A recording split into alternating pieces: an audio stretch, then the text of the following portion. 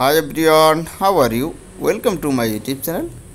আমরা আমাদের প্রয়োজনীয় কাজের জন্য গুগল প্লে স্টোরের মাধ্যমে হোয়াটসঅ্যাপ অ্যাপস আমাদের মোবাইলে ইনস্টল করে থাকি এবং আমাদের অফিসের বিভিন্ন ফাইল বা প্রয়োজনীয় ফাইলগুলো কিন্তু আমরা আমাদের ফ্রেন্ড অথবা কলিগের কাছে আমরা হোয়াটসঅ্যাপের মাধ্যমে পাঠিয়ে থাকি।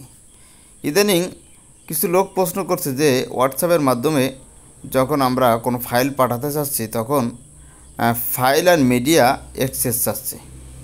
আপনারা যারা এই ধরনের প্রবলেম ফেস করছেন আজকের ভিডিওটা তাদের জন্য।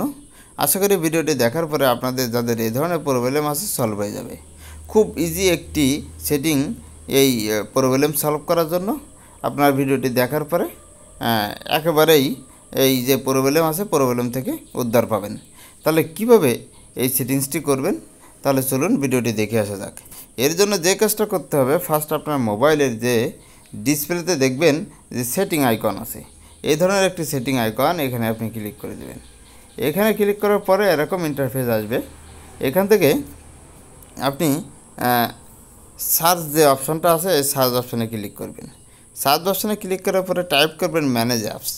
ম্যানেজ অ্যাপস টাইপ করার পরে এখানে সার্চ করবেন।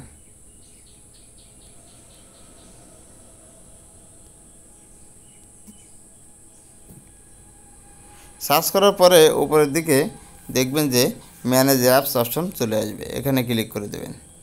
এখানে ক্লিক করার পরে আপনি উপরের দিকে আরও একটি সার্চ অপশন পাবেন, এই সার্চ অপশনে ক্লিক করবেন। ক্লিক করার পরে আপনি টাইপ করবেন হোয়াটসঅ্যাপ।